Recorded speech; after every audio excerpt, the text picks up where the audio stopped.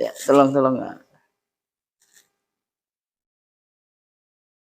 Dengan kondisi seperti itu saya coba berusaha, ya maaf ya, Lanjut. saya berusaha untuk memeluk Anak tadi. Wah, luar biasa.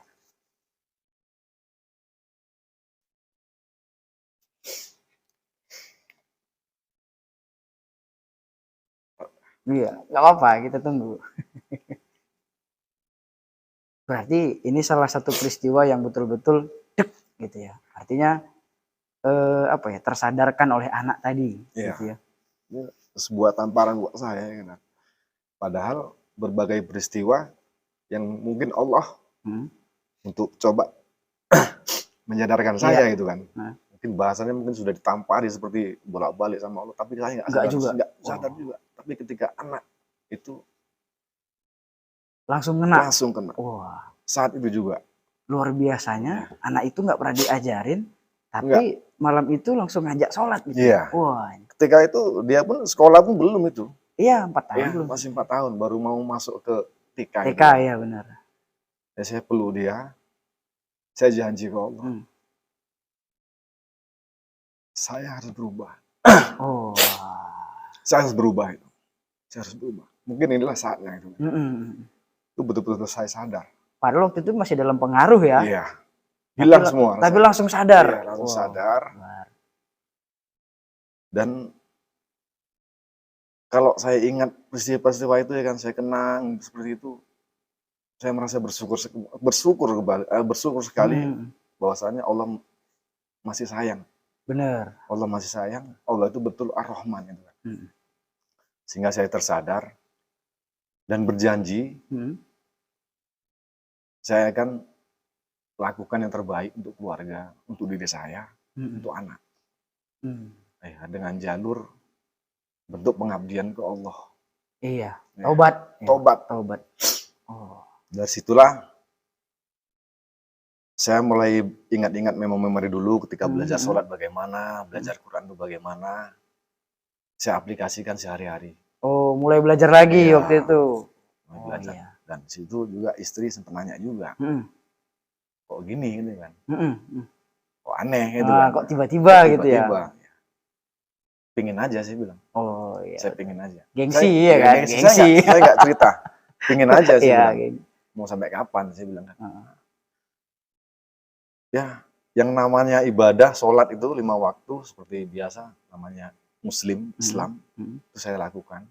Alhamdulillah dengan sholat rawatibnya, sholat duhanya, sholat tahajudnya, saya lakukan. Sampai puasa Senin Kemis, saya buat. Alhamdulillah. Saya buat. Itu yang kebiasaan konsumsinya udah hilang? Hilang. Alhamdulillah. Itu hilang, yang itu sudah hilang. Cuman kalau untuk rokok, ini apa ya bagi yang perokok ya kan, saya nggak melarang. Cuman saya pribadi ya kan, itu rokok saya masih ya. Satu hari itu 2 bungkus. Satu hari 2 bungkus. Lumayan. Ya. Ibadah saya lakukan terus, tanpa ada bimbingan. Berjalan sendiri ya. Berjalan sendiri. Ya. Ketika itu ya, saya sudah merasa cukup dengan ibadah saya sudah cukup. Tapi lambat laun, ada sesuatu yang kurang. Iya. Dalam diri saya ini ada sesuatu yang kurang. Saya sudah melakukan ini loh untuk Allah itu. Tapi kok tak kenapa gitu ya, ada yang kurang gitu. Ada yang kurang, kok kayaknya masih, ada yang nggak pas ya, gitu. Masih kurang pas ya. Ada yang nggak pas. Jadi saya coba tanya, ada beberapa orang saya kenal yang mungkin dari segi agama mungkin paham. Saya tanya, dan nggak jauh dari rumah memang. Saya tanya, saya ceritakan. Beliau cerita bahwa beliau katakan bahwasanya ya alhamdulillah kamu sudah sadar. Iya. Itu kan, kamu sudah melakukan yang sebisa kamu. Ya, saya balik cerita lagi, kenapa saya merasa masih kurang? Dia angkat, saya ingat sekali, tapi dia nggak mengatakan, beliau nggak mengatakan ini Quran ayat berapa, surah berapa, enggak. Cuman dia sebut wala takfu laisa laka bil ilm. Kalau nggak salah terjemahannya, jangan kamu berbuat, jangan kamu berlaku, jangan kamu melakukan sesuatu yang tanpa kamu ketahui ilmunya. Wah. Nah, dia nanya balik, selama ini kamu sholat, kamu puasa, pakai ilmu nggak? pakai ilmu nggak? Oh. Ya, pemahaman saya itu ilmu ya ilmu bacaan. Ya benar. Ya itu secara eksistensinya. Iya. Secara substansinya, hubunganmu dengan Allah bagaimana? Ada ilmunya nggak? Kamu sholat, kamu puasa, semua amal ibadah itu dilakukan. Yang pada dasarnya itu bentuk kita menghadap Allah. Iya. Kenal Allah nggak? Tanya balik ke situ. Oh. Ya, ketika ditanya kenal Allah nggak itu kan? Iya. Ya ragu itu, kenal nggak ya itu kan? Mau bilang kenal, belum kenal ya. Mau bilang nggak kenal saya Islam, iya, gitu kan? Betul. Mana Allah saya letakkan selama ini ya gitu kan? Ya saya belak-belakan aja jujur. Terakhir, kalau boleh saya katakan, itulah ditampar lagi sama bahasa-bahasa dia seperti itu kan. Sholat kamu, ibadah kamu, puasa kamu, semua. Kalau saya katakan tidak diterima Allah, kamu marah nggak? Oh, kenapa alasan yang nggak diterima? Lagi-lagi ilmu. Tanpa ilmu? Tanpa ilmu. Oh, gitu. Beliau melogikakan bahwasanya ilmu inilah sebagai perantara yang bisa mengantarkan kita ke Allah. Oh, segala aktivitas apapun katanya. Jangankan amal ibadah, kamu kerja aja ketika kamu punya ilmu bisa mengantarkan ke Allah. Iya, benar. Tapi ketika kita tidak punya ilmu, ya hanya sebatas di situ aja. Iya. Sholat kamu, makanya ibadah yang lain ya. Ibadah yang lain. Jadi kamu harus belajar. Nah, dari situ tersadar. Untuk belajar dulu. Untuk belajar dulu. Oh. Dan mereka beliau itu nyuruh, memang ada dalilnya juga. Saya ingat juga, itu diangkat suatu hadis. Beliau katakan, tolabil ilmi waridotun, gitu kan. Ala muslimin muslimat. Oh, iya. Saya ingat kali itu. Jadi bahasa-bahasa Quran, bahasa hadis yang pertama kali saya dengar dan dijelaskan detail seperti itu, ya baru itu. Bahwasanya tolabil ilmi faridotun, gitu kan. Menuntut ilmu itu fardu. Sholat fardu nggak? Fardu. Wajib nggak? Wajib. Dilakukan berpahala, ditinggalkan berdosa. Nah, sekarang ilmu. Menuntut ilmu fardu kan? Fardu. Berarti sama hukumnya.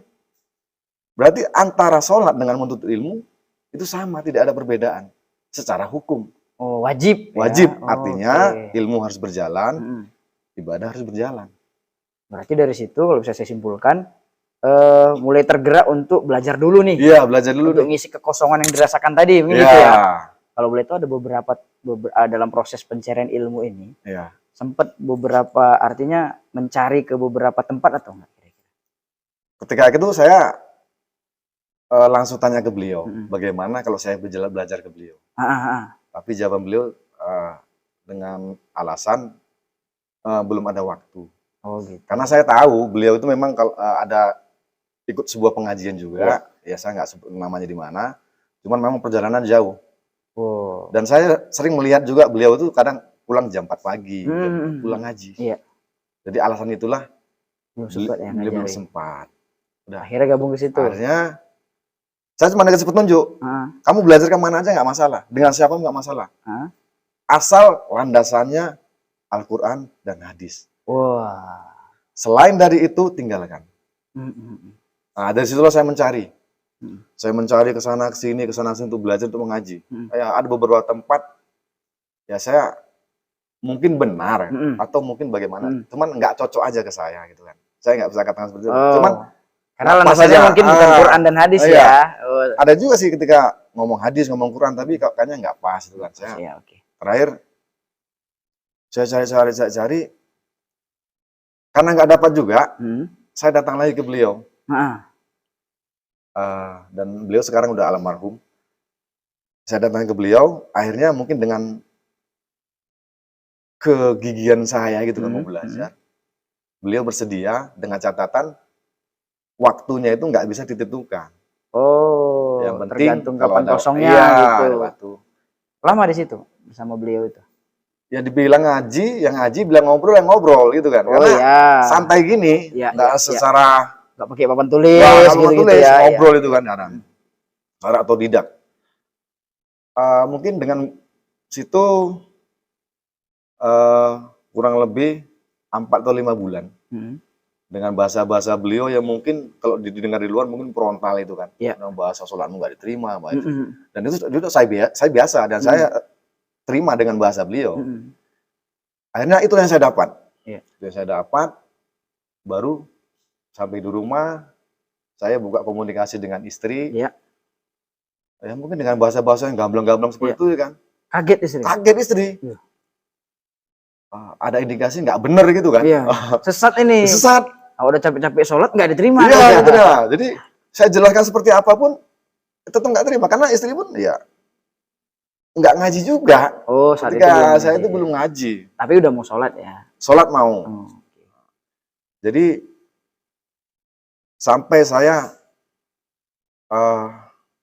di pandangan keluarga, saya dibilang sudah berubah. Dan mereka berubahnya dalam hal yang negatif.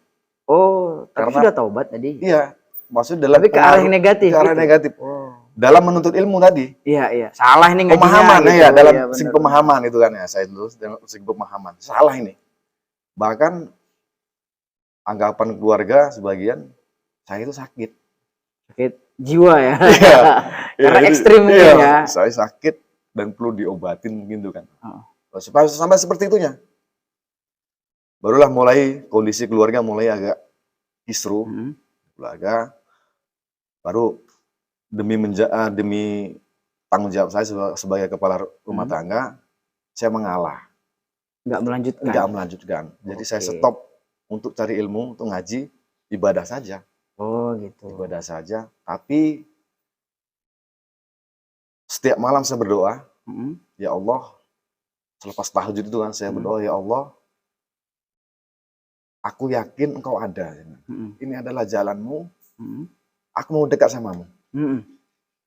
Tolong kasih jalan. Itu doa saya terus. Kurang lebih 3 bulan. Tanpa saya suruh, tanpa saya apa, istri ngomong ke saya. Ya, katanya kan. Saya mau ngaji. Gitu. Dia yang mau ngaji. Nah, dia mau ngaji. Kemana? Saya bilang. Ada tetangga aja. Udah saya namanya silakan. Saya biarkan ngaji. Saya nggak pernah pantau apa yang mereka yang dibahas ya. Dibahas karena saya pikir baca Quran biasa gitu kan. Saya nggak pernah bahas, nggak pernah ngopen. Ya saya disebut dengan ibadah saya gitu kan. Ketika itu kalau kamu ngaji, saya ngaji juga. Iya benar. Oke, izinkan katanya kan. Oke. Ketika itu saya kenal dengan Ustadz, bahkan sering saya ajak ke rumah, ngaji di rumah. Ngaji di rumah. Supaya istri juga dengar kajiannya apa, bahwasanya ini benar, dan seperti itu. Jadi, istri ngaji, saya ngaji. Pengajian yang berbeda? Pengajian yang berbeda. Oh, gitu. Kan begitu. Lambat laun, kok nggak saya samakan aja gitu kan, satu visi dengan istri gitu. Kenapa harus beda gitu? Kenapa harus beda? Memang sering duduk bareng membahas tentang agama, cuma kadang-kadang pembahasannya kan berbeda, gitu kan. Kenapa nggak satu aja? Enak kayaknya, gitu kan. Kalau dengan istri sama-sama satu visi, satu pemahaman, gitu kan. Terakhir saya minta izin dari Ustadz tadi itu, keluar dari kelompok pengajian itu dengan minta maaf ya kan. Ya saya jelaskan saya mau tetap ngaji kok. Ya nggak ada masalah itu kan. Barulah saya ngaji. Sama istri ya? Sama istri. Sebelum saya ikut dengan istri ngaji itu, saya sering memang mulai ketika buka, istri pulang ngaji itu saya buka. Tanya ya? Saya tanya, saya buka, apa sih yang dikaji? Gitu. Ketika itu istri menunjukkan sebuah ayat, kalau nggak salah, itu di surat Al-Hasyr, ayat yang ke 18. 18 ya. 18. Boleh dibaca Pak mungkin? Yang bunyinya A'udzubillahi minasyaitonirrajim. Bismillahirrahmanirrahim. Ya ayyuhallazina amanu taqullah wal tanzur nafsuma qaddamat lighad. Wattaqullah innallaha ghafirum bima ta'malun.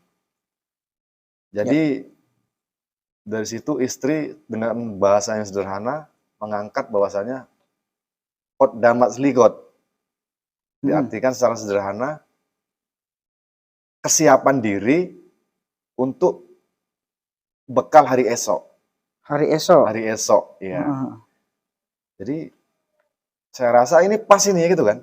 Saya rasa ini pas, ini sumbernya dari Quran dan peristiwanya pas dengan yang saya alami. Saya kan mau membuat suatu perubahan untuk bekal ini kan, untuk hari esok. Ya saya rasa pas, makanya saya tertarik, akhirnya gabung ngaji dengan istri. Yang pada itu memang istri masih belum izinkan, alasannya pengajian ibu-ibu, perempuan semua. Gitu. Gitu. Oh janganlah gabung sama ibu-ibu gitu ya. Ya, saya tanya dulu ke gurunya, gitu kan, karena semua perempuan. Semua perempuan, nggak ada laki-lakinya. Ya udah tanyakan, saya bilang kan. Akhirnya besoknya saya dapat kabar, saya diizinkan. Ya, tanpa rasa malu. Iya ya, tapi tetap ada batas ya. Ada batas. Saya duduk dengan istri, yang lainnya ya agak menjauh seperti itu kan, namanya juga perempuan. Saya tetap sama istri. Dari situlah saya mulai mengaji. Mengaji, dan awal yang dipertanyakan guru itu ketika pembahasan itu, saya ingat sekali itu bahasa lapasnya itu inna dina indallahi Islam. Saya kurang tahu itu ayatnya berapa itu kan. Cuman itulah yang ditulis guru itu tadi kan, di papan tulis inna dina indallahi Islam itu kan. Bahwasanya sesungguhnya agama itu yang di sisi Allah itu Islam. Dan beliau menjelaskan yang di sisi Allah itu kitabullah dan sunnah. Lagi-lagi pas apa yang saya mau itu kan. Dan yang juga dijelasi Bapak tadi ya. Iya, saya teringat. Ini pas. Kitabullah dan sunnah. Selaras ya. Nah, sebenarnya yang inna dina indallah Islam yang indallah itu kitabullah dan sunnah. Ya, akhirnya makin matang. Saya belajar. Saya belajar terus tanpa rasa malu, gabung dengan ibu-ibu ya kan. Ya. Ditanya lagi satu pertanyaan, bahwasanya dari beliau tanya ke saya ya kan, jumlah ayat Al-Quran berapa? Nah, kan itu kan bahas masalah Alkitab itu kan, Al-Quran baru hadis. Ya, jangan hanya sekedar tahu, tapi harus paham. Saya coba ditanya berapa jumlah ayat Al-Quran. Saya bilang dengan bahasa polosnya itu kan, yang saya dapat dulu ya kan, 6.666. 6.666. Benar jawabannya? Beliau nggak katakan itu benar, nggak salah. Ini Quran udah ada di hadapan. Cek. Buktikan. Semua harus ada buktinya. Iya, benar-benar. Semua harus ada dalilnya. Itulah sebagai bukti. Jadi saya makin tajam lagi nih ke sini nih. Harus seperti ini rupanya belajar Quran gitu kan. Nah, selama ini saya menganggap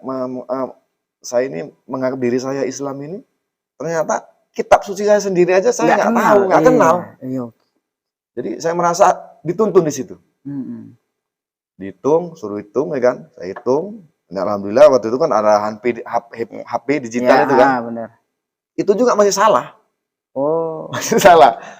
Bingungnya salah lah pokoknya itu kan. Nah, terakhir dijelaskan oleh beliau lagi, ya, jumlahnya segini itu kan.